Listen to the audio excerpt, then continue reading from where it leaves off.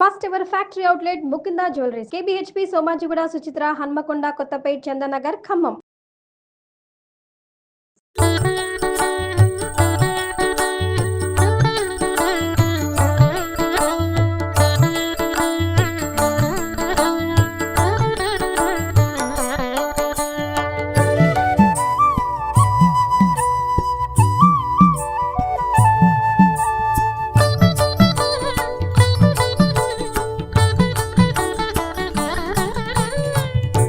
Suman TV presents mom's కిచెన్కి స్వాగతం. అబద్ధానికి నిజమంటే భయం, భయానికి ధైర్యం అంటే భయం, నీళ్ళకి నిప్పంటే భయం, తప్పుకి ఒప్పంటే భయం, వెలుతురికి చీకటంటే భయం, మరి ఆ చీకటికి అమావాస్య అంటే భయం, అమావాస్యకి దీపావళి అంటే మరీ భయం.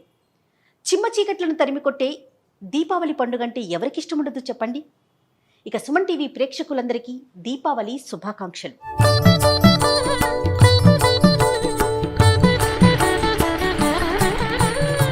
రమగారు, మీకు మీ కుటుంబ సభ్యులందరికీ దీపావళి శుభాకాంక్షలు అండి. Thank you Jaya.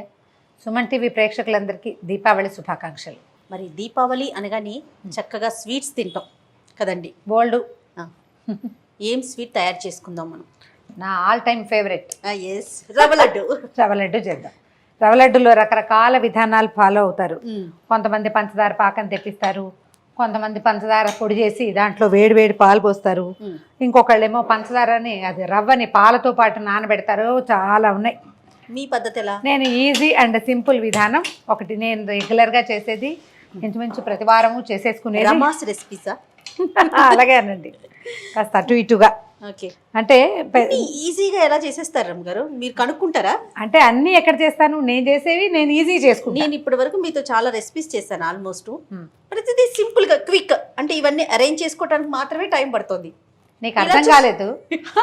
బద్దకస్తుల recipes, lengthy process, అదేంటో ఇదేంటో ఏదోదో చేయాలంటే చాలా ఓపిక కావాలి. అవునండి, అవును. నీకు ఇప్పుడు ఇవాళ రేపు రోజు ఏంటి, ఒక ఫోన్ చేస్తే వస్తువు వచ్చేస్తుంది. 10 నిమిషాలు బయటికి వెళ్తే మనం తెచ్చేసుకోగలుగుతాం. ఏమిటి కష్టపడి చేసుకోవాల్సిన పెద్ద పెద్ద పదార్థాలని, సింపుల్ పదార్థాలు కూడా కొనేసుకుంటున్నారు. అవునండి, ఇప్పుడు ఇంత సింపుల్ మనం ఇంట్లో చేసుకోవచ్చు. దాన్ని ఇంకా సింప్లిఫై చేస్తే ఇంకా ఈజీగా ఉంటుంది. నేను సాయంకాలం ఒక అరగంటలో చేసేస్తా, అంతే అంతే. ఈవినింగ్ స్నాక్ ఒక గ్లాసు రవ్వతో చేస్తే నేను చేసే సైజులో 18 నుంచి 20 లడ్డూలు వస్తాయి. ఉంటాయా రమ్మగారు? 2-3 రోజులు 20 లడ్డూలు కదా కాదు, 20 లడ్డూలు ఎన్ని రోజులు రావాలి మనకి? సింపుల్గా అయిపోతుంది. అది పెద్ద కష్టము కాదు. కొంచెం నెయ్యి బయట నుంచి తెప్పించుకునే పద్ధతి తగ్గించుకోవచ్చు. నా ఉద్దేశం మాత్రం అదే జయ. నేను ఎక్కువగా దాన్ని అనుకుంటాను. ఎంతసేపు ఏదో ఒకటి తెచ్చుకోవటం తెప్పించుకోవటం చేయకూడదని ఉంటుంది. మరి సరే చూద్దాం. చూడు, జీడిపప్పులు కిస్మిస్లు వేయించి పెట్టుకుందాం. మొదట కలిపి వేయించుకోవచ్చు, విడిగా వేయించుకోవచ్చు. ఇందులో మీ ఓపిక. నేను చారపప్పు వేస్తాను, అదేమిటి పిస్తా వేస్తాను, తర్వాత బాదం పప్పులు ముక్కలు చేసి వేస్తాను అంటే వేసుకోండి. అవన్నీ కూడా ఇప్పుడు సింపుల్ ఈజీ అనగానే వస్తువులు చేతికి అందుబాటులో జనరల్గా అందరి ఇళ్ళలో ఉండేవి. కాస్త జీడిపప్పు కిస్మిస్ ఖచ్చితంగా ఉంటాయి. ఆ 4 వేసేసుకుని చేసేసుకోవాలి. నేతిలో కొంచెం జీడిపప్పు బాదం పప్పులు వేయించుకోవాలి. రమగారు, నాకు ఒక అనుమానం అండి. ఇప్పుడు మనం మామ్స్ కిచెన్ అని స్టార్ట్ చేసాం కదా. జనరల్గా ఇప్పుడు మీరు ఇంతకు ముందు అనినట్లుగా జస్ట్ ఇలా ఒక మెసేజ్ పెడితే చాలు, మనది అయిన వెంటనే మెసేజ్ అయిన వెంటనే వచ్చేస్తున్నాయి, ఆర్డర్స్లో వచ్చేస్తున్నాయి. Food even coffee, tea, breakfast, lunch, ఇది ఉంది ఇది లేదు అనే పరిస్థితి లేదు కదా రమ్మగారు. ఇలాంటి కుకింగ్ షోస్ చూసి అబ్బా మనం ఇంట్లోనే చేసేసుకోవచ్చు అనే ఆలోచన వస్తుందంటారా? మనదని కాదు, జనరల్గా నేను అడుగుతున్నాను. అంటే ఇప్పుడు అలా అనుకునే పక్షంలో ఇన్ని కుకరీ షోస్ ఉంటాయా? కుకరీ షోస్ ఉన్నాయి, కుక్ బుక్స్ ప్రింట్ అవుతున్నాయి అంటే ప్రజలు చాలా మంది చూస్తున్నారు, చేసుకుంటున్నారు అని నమ్మాల్సిందే కదా. అంటే ఇప్పుడు అవకాశం ఉంది కాబట్టి తెప్పించేసుకుంటాను జయ. అవకాశం లేని రోజులు చాలా ఉంటాయి మన జీవితంలో. అప్పుడు ఏం చేయాలి?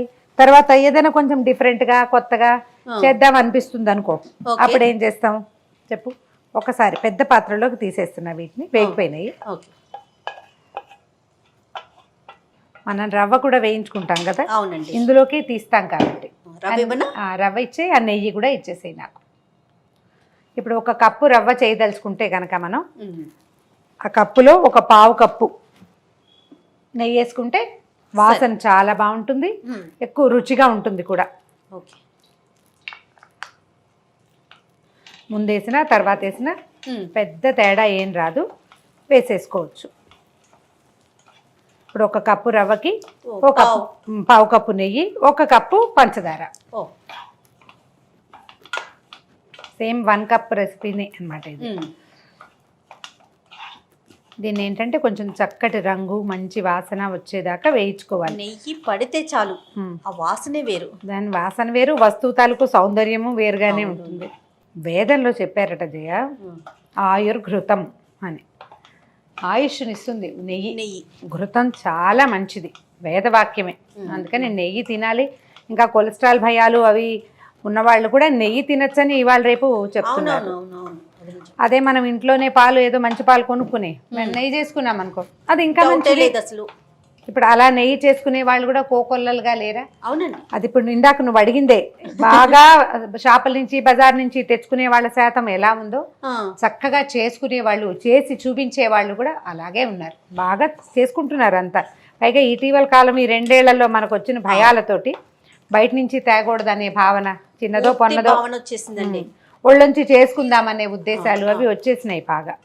రవ్వ మంచిదేనా రమ్మగారు? జనరల్గా కొంచెం రవ్వలో కాస్త ఫుడ్ వాల్యూ తక్కువ ఉందనే చెప్తారు.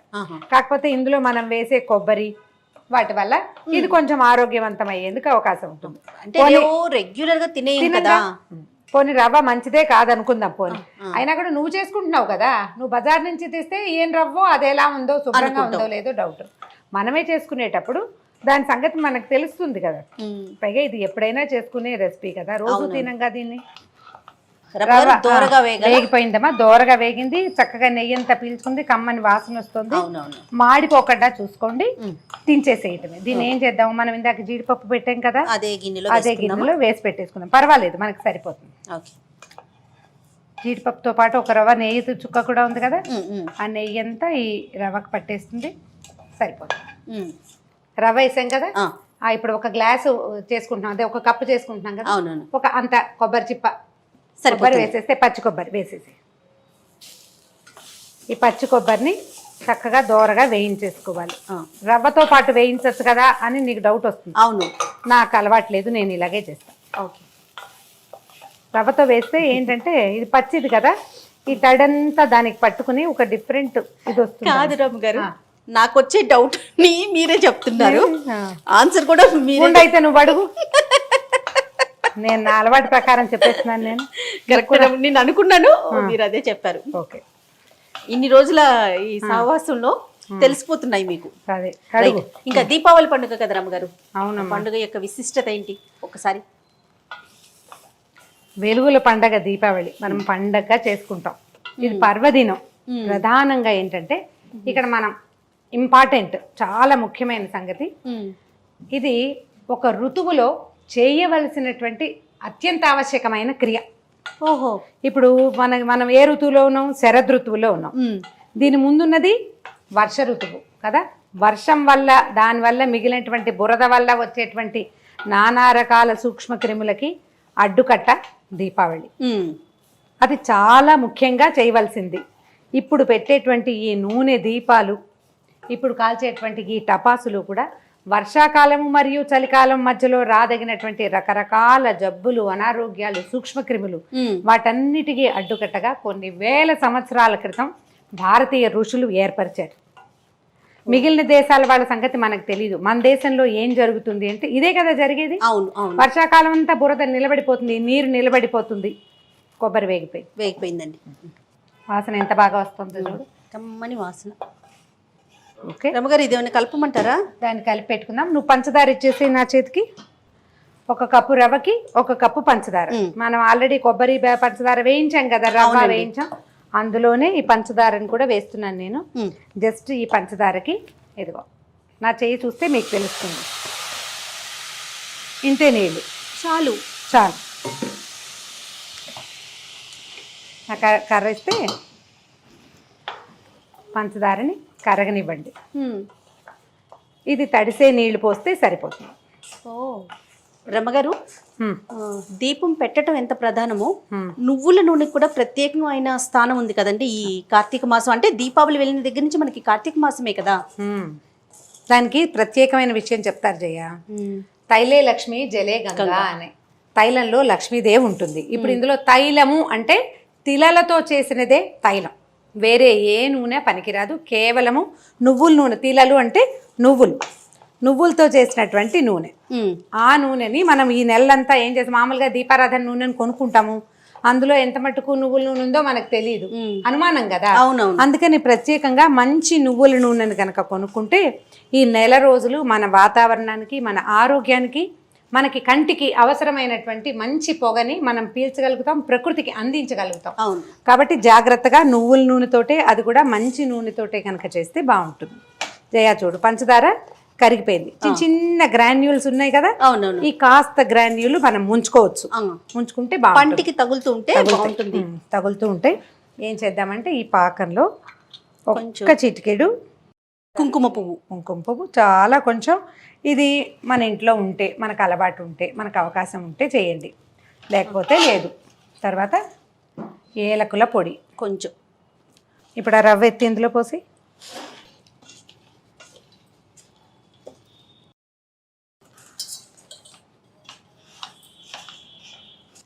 మన పొడి తయారైపోయింది. మనం ఏం చేసాం, ఈ రవ్వని, కొబ్బరిని, ఈ పల్లి, మనం జీడిపప్పు, కిస్మిస్లు వేయించుకున్నాం కదా. అవును. అవన్నీ ఎత్తి ఇందులో పంచదార పాకంలో వేసేసాం. పాకం పూర్తి పాకం ఏమీ రానివ్వలేదు. ఇవి నిలవ ఉండవన్న అనుమానం ఏం పడక్కర్లేదు. శుభ్రంగా పండగ 3 రోజులు ఉంటాయి, ఏం పర్వాలేదు, ఇబ్బంది లేదు. ఓకే, లడ్డు చేసుకోవటమే. ఈ లడ్డూని కొంచెం వేడివేడిగా ఉండగానే చేసేసుకోండి.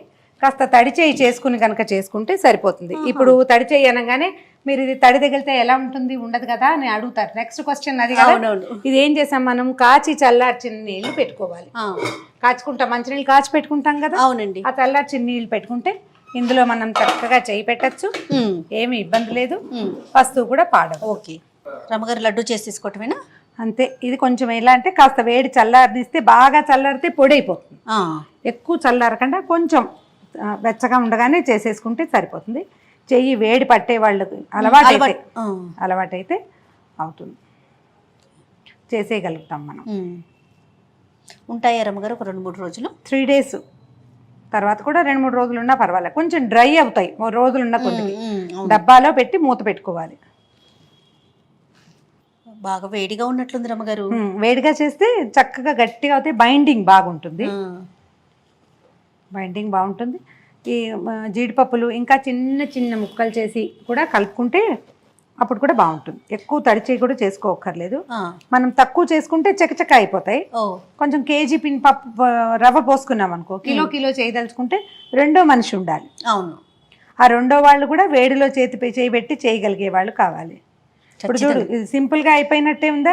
కానీ ఈ పని అంతా చేయొద్దు, లడ్డూల పని చెయ్యాలి. మరి అదేమిటి, లడ్డూలు కావాలంటే కాదు, ఇంకొక మనిషి ఉండాలి కదా రమ్మగారు. ఎక్కువ చేయాలి అంటే, దానికి చేయాలంటే 2వ వాళ్ళు ఉండాలి.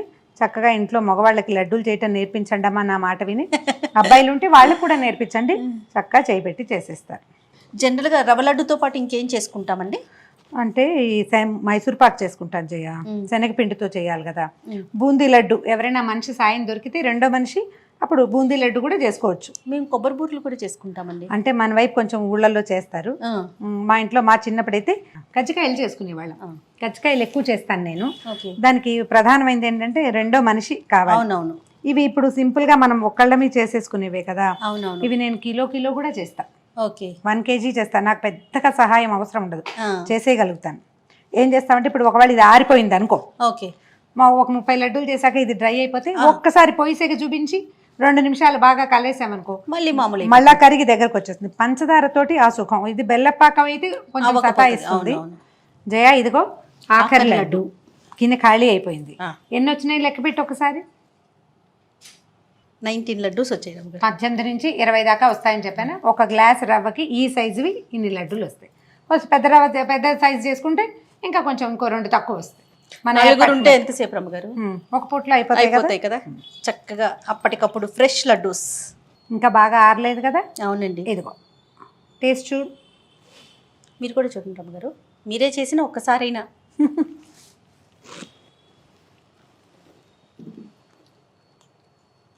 బాగుందా? తీయగా కమ్మగా. మధ్యలో జీడిపప్పు కిస్మిస్లు కొంచెం తగులుతూ ఒక గ్లాస్ రవ్వకి ఒక గ్లాస్ పంచదార, ఒక చిన్న ఇంత చిప్ప కొబ్బరి చేసేసుకోవచ్చు. చక్కని కమ్మని తీయని, అంటే నాకు పదాలు కూడా రావట్లా దాని టేస్ట్ చూసాక ఎంత బాగున్నాయో. సింపుల్గా ఈజీగా సూపర్గా. ఈ లడ్డూలో ఎలాంటి తీపిద్దు అదే తీపితోటి ఈ సంవత్సరపు దీపావళితో మనందరి జీవితాల్లోకి ఈ తీపి ప్రవేశించాలని మనస్ఫూర్తిగా కోరుకుందాం. మరొకసారి సుమన్ టీవీ ప్రేక్షకులందరికీ దీపావళి శుభాకాంక్షలు.